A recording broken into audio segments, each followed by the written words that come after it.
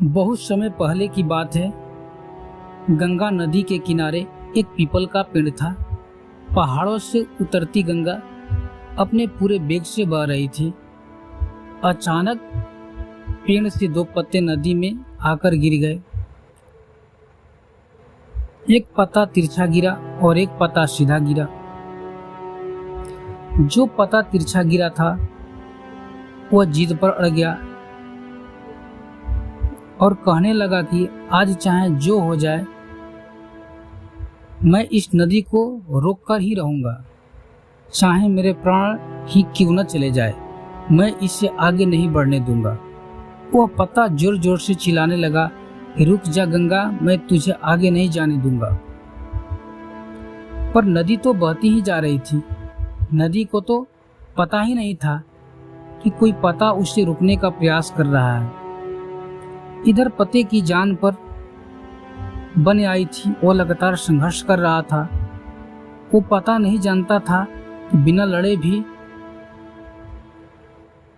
वह वहां से नहीं जा सकता था जहां थक हार कर पहुंचेगा।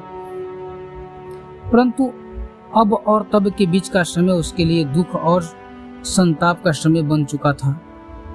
वही दूसरा पत्ता जो सीधा गिरा था वो नदी के प्रवाह के साथ बड़े मजे से बहता जा रहा था और कह रहा था कि चल गंगा, आज मैं तुझे तेरी मंजिल तक पहुंचाऊंगा, चाहे जो हो जाए मैं तेरे मार्ग में कोई भी अवरोध नहीं आने दूंगा। नदी को इस पत्ते के बारे में भी कुछ पता नहीं था। वह तो अपने धुन में सागर की ओर बहती जा रही थी, लेकिन यह पत्ता खुश और आनंदित था क्योंकि उसे तो लग रहा था कि मैं ही नदी को अपने साथ बहाए ले जा रहा हूँ।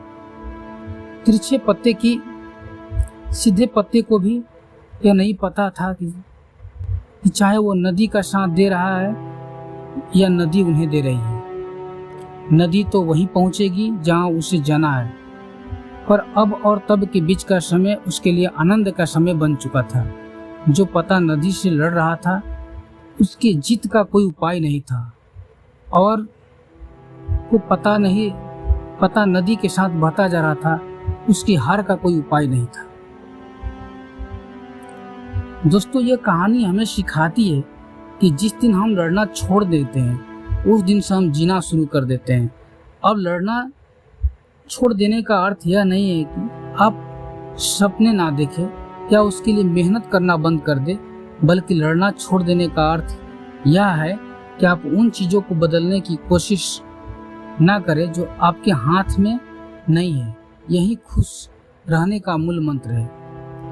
दूसरों को बदलने में अपना जीवन को बर्बाद न करें, बल्कि खुद को बदले।